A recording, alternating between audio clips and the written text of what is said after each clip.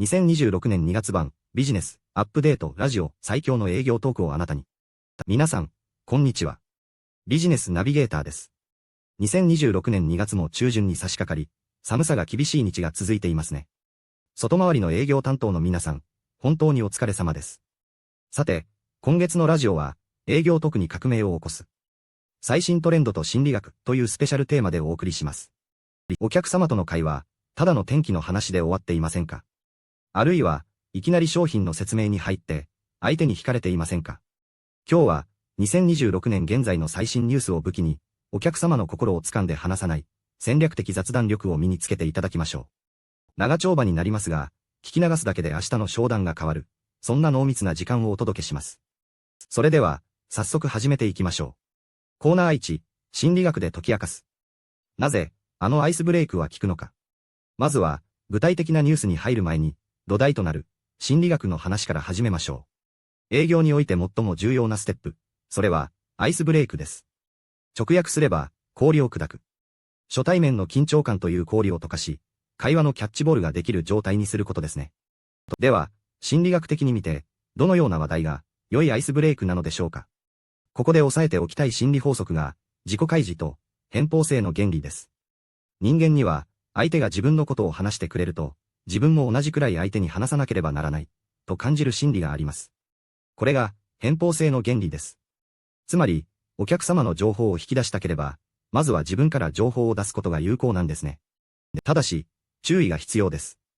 いきなり、実は私、借金がありまして、なんて重い話をされても、相手は困惑するだけです。ここで有効なのが、適度なプライベートと、共通点の開示です。例えば、出身地趣味、最近食べた美味しいものなどですね。これらをスムーズに引き出すための魔法の言葉があります。それが、営業の世界で古くから伝わる鉄板の法則、木戸に立てかけし衣食住、木戸に立てかけし衣食住です。これは話題の頭文字を取ったものですが、2026年版として少し解説を加えましょう。木は季節や気候。今日は寒いですねだけでなく、今年は暖冬傾向ですが、急に冷え込みましたねと、少し変化を加えると会話が弾みます。道は道楽、つまり趣味。2はニュース。これは後ほどたっぷりとネタを提供します。他は旅。手は天気、またはテレビ。かは家族。けは健康。しは仕事。そして、衣食住です。特に、ファッションは、相手のネクタイや時計などをさりげなく褒めることで、承認欲求を満たす効果があります。住まいや出身地は、もし共通点が見つかれば、一気に心の距離が縮まる強力な武器になります。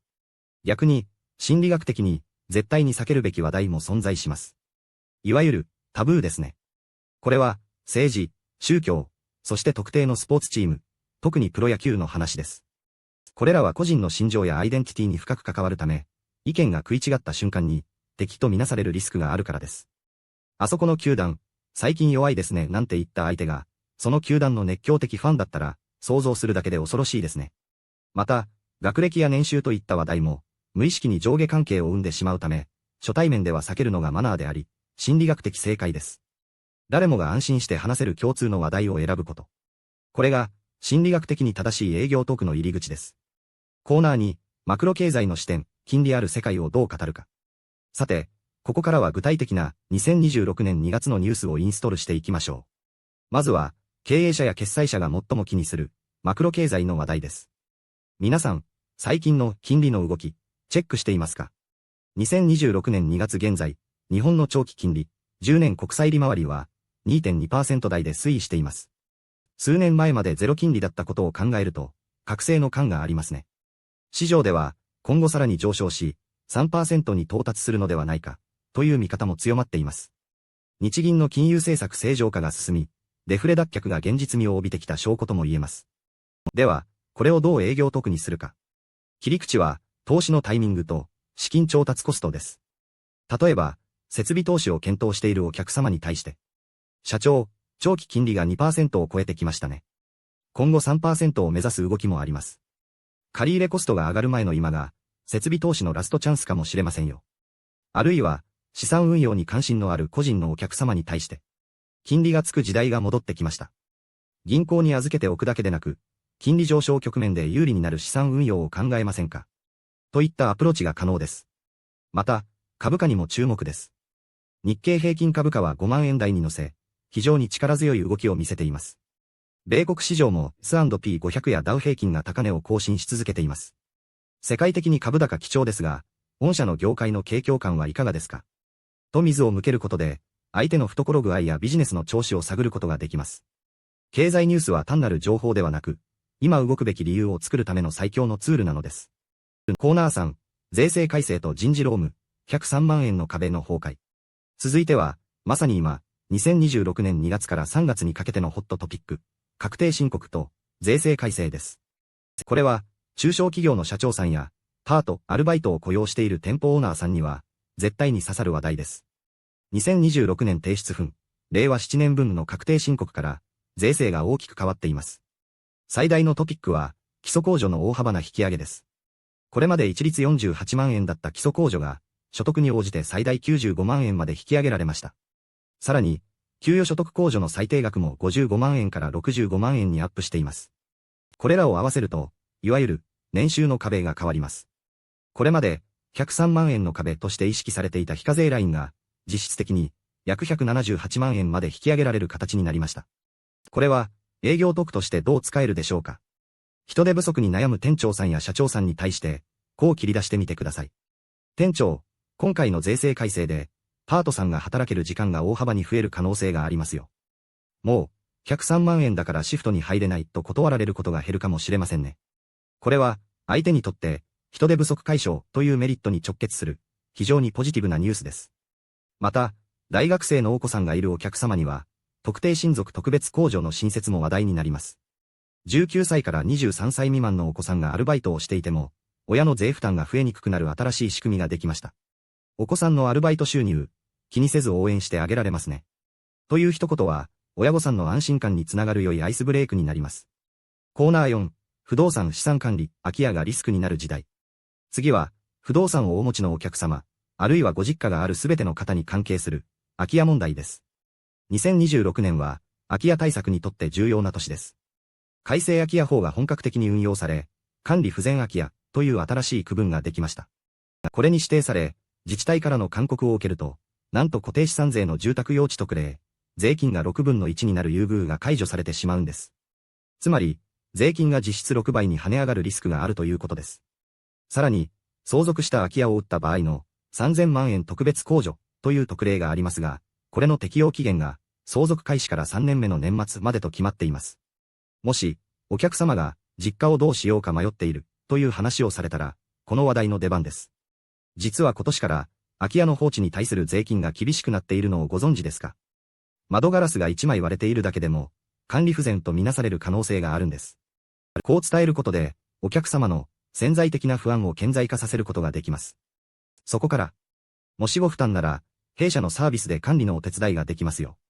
リフォームして活用しませんか？売却の査定だけでもしておきませんか？といった自社の提案につなげることができるのです。これは脅しではなく、お客様の資産を守るための情報提供というスタンスで話すのが、心理学的にも信頼を得るコツです。コーナー5、テクノロジーと DX、AI は使うから任せるへ。さあ、次はテクノロジーの話題です。2026年のキーワードは、間違いなく AI エージェントです。これまでの AI は人間が質問して答えを返してもらうチャットボットのようなものでした。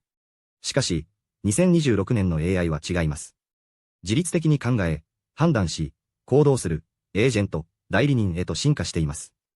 例えば、サプライチェーンが混乱した時に、AI が勝手に代替の調達先を探してくれたり、マーケティング施策を自動で修正してくれたりします。金融業界では、三菱 UFJ フィナンシャルグループが AI 行員を導入し、社内業務を代行させるといった動きも出ています。また、損保ジャパンでは、複雑な保険規定の紹介業務に生成 AI を活用し、大幅な効率化を実現しています。お客様との雑談で、こんな切り口はいかがでしょうか。社長、最近の AI は、教えてくれるだけじゃなくて、やってくれるんですよ。もう優秀な秘書を一人雇うような感覚で導入できる時代になりましたね。また、製造業のお客様には、半導体の話題も外せません。TSMC の熊本第2工場で、最先端の3ナノメートルプロセスの半導体が量産されることが決まりました。また、イビデンが AI サーバー向けの基盤増強に5000億円を投資するなど、日本の製造業に活気が戻ってきています。日本のものづくり、また熱くなってきましたね。御社への影響はいかがですかと聞くことで、業界の景況感やお客様の前向きな投資意欲を引き出すことができます。さらに、物流業界では、2024年問題を乗り越え、DX による効率化が進んでいます。トラックの荷待ち時間をデジタル管理でゼロにした事例など、具体的な成功事例を話すことで、御社も DX で効率化しませんかという提案に説得力を持たせることができます。エンディング、情報を信頼に変える。さて、盛りだくさんでお届けしてきましたが、いかがでしたでしょうか。最後に、これらのニュースを話す際の最大のコツをお伝えします。それは、ニュースをただの事実として伝えないことです。日経平均が上がりましたね。税金が変わりましたね。これだけでは、ただのニュースキャスターです。営業パーソンに必要なのは、そのニュースをお客様のメリット・デメリットに変換して伝えることです。金利が上がっているからこそ、今のうちに固定金利で資金を確保しておきませんか。基礎控除が上がったから、パートさんのシフトを増やして人手不足を解消しませんか。秋家法の改正があるから、ご実家のリスク管理を今のうちにしませんか。このように、だから、あなたにとって重要なんです、というメッセージを添えること。これこそが、お客様があなたを、単なる物売りではなく、頼れるパートナーとして認識する瞬間です。心理学的に言えば、相手の利益、ベネフィットや、損失回避、ロス、アバージョンに訴えかけるアプローチですね。2026年、世界は大きく動いています。不確実な時代だからこそ、確かな情報を持って道案内をしてくれる営業パーソンが求められています。今日仕入れたネタを、早速明日の商談のアイスブレイクに使ってみてください。きっと、お客様の反応が変わるはずです。それでは、また次回の放送でお会いしましょう。ビジネスナビゲーターでした。いってらっしゃい。まとめ。心理学的アプローチ。自己開示と偏方性、自分の情報を少し出すことで、相手の話を引き出すテクニック。木戸に立てかけしい食住、会話に困らないための鉄板ネタの語呂合わせ。ネガティブ回避、政治宗教、野球は、価値観の対立を生むため避けるのが定石。ニュースの切り口。マクロ経済、金利上昇、投資のタイミング、コスト増への備えとして話す。税制改正、103万円の壁の実質撤廃、人手不足解消のチャンスとして話す。空き家問題、増税リスク、資産管理、処分の提案として話す。DX、AI、効率化、人手不足対策、新しい働き方として話す。